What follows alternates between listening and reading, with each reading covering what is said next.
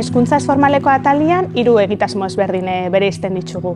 Alde batetik daukagu hezkuntza ez formaleko tailerrakero, honek ikastaro txikitsuak eta izaten diez, eta gai ezberdinen ingurukoak, bai, izan daiteke patinagia, sukaldaritza, euskal dantzak, zumba. Bestalde batetik dauzkagu udaleku irekiak, eta bai apur bat egun honetan erabiltzen ditugu herriko, auzoko txoko ezberdinak. Bestalde batetik daukagu udaleku itxien eskaintza hori, eta hau emuten da Garesen, eta berdina, esperientzia oso aberatsak die umiendako, azkenian bizitzen daudiena oso bizipen potentiak izaten die,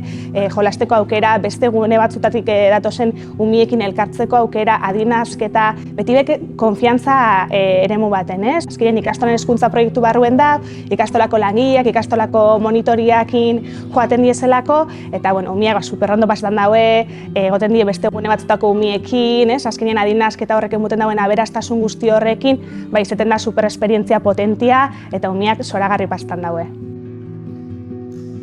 Arizmendi ikastolan hezkuntza ez formalak daukon egitasmo potente baten ibiltzeko aukeri auki dut, udalekuetan zehazki, eta hor, hasiera baten ikasle moduan hasi nintzen,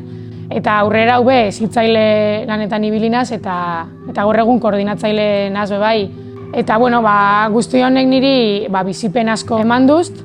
ikasle nintzela bertan laguntalde handi bat topau nauen, Arrasate, Atxabalta eta Eskoitzako lagun pila bat initxun aukera handi xauki du, batez egunerokotasunean